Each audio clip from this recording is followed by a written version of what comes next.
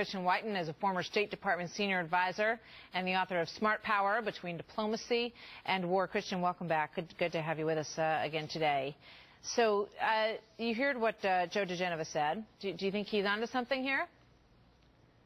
No, unfortunately, I don't. I think there's a lot to blame the Obama administration for in regard to Benghazi, and there's still a lot of things we don't know. We don't know what the president was doing that night. We don't know who gave the order not to respond, and we don't know who created the phony story that the attack was in response to a movie trailer no one had seen.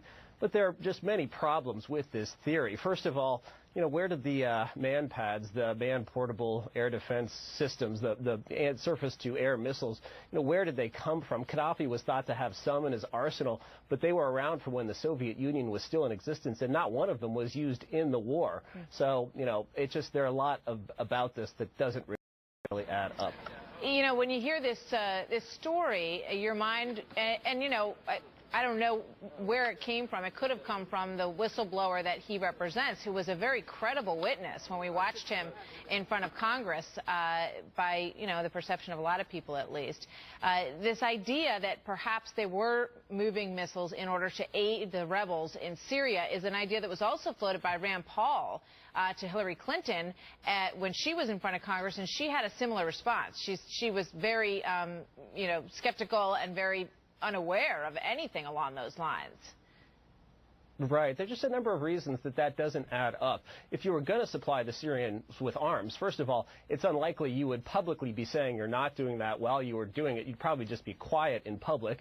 Second of all, you would actually procure the Russian-designed weapons that the Syrians need. You'd procure those from Eastern Europe and then just send them to Turkey and Syria and transfer them there. There'd be no reason to try and acquire used materiel from a bunch of militias in Libya that would then, blow the secrecy of your mission. Also, the night before Ambassador Stevens, our ambassador to Libya, was killed, he wrote in his diary that he was looking forward to getting back to Benghazi the next day. He was going to see a number of people there. Highly unlikely he would have made that diary entry if he was off to meet with militias and arms dealers. But the question remains, though, of what was happening at that outpost in Benghazi. And from the days right after that, people that I spoke to and people that were reported in other accounts raised questions about what was going on there. Obviously, it was a CIA activity, and perhaps they were trying to clean up some of the weapons from the Libyan uprising, something along those lines. Do you think that is a more logical explanation for what they were doing?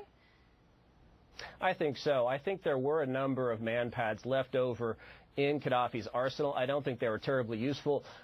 None of them were used against our aircraft, and you'll recall that NATO, including U.S. aircraft, were over Libya for just about the entire civil war. But nonetheless, out of an abundance of caution, a desire to clean those up, I believe, is what the CIA was up to. This lawyer has come out and also said that these missiles are responsible for the embassy closures. Why you would close an embassy in faraway, say, Pakistan because of loose man pads in Libya is, again, it strains credulity that this is a valid theory. I think, again, this is distracting from more significant malfeasance by the Obama administration. Interesting. Well, we'll see what Joe diGenova comes out with, if he comes forward with more details on that. But you say that you disagree with his account. Christian, good to see you as always. Thank you very much.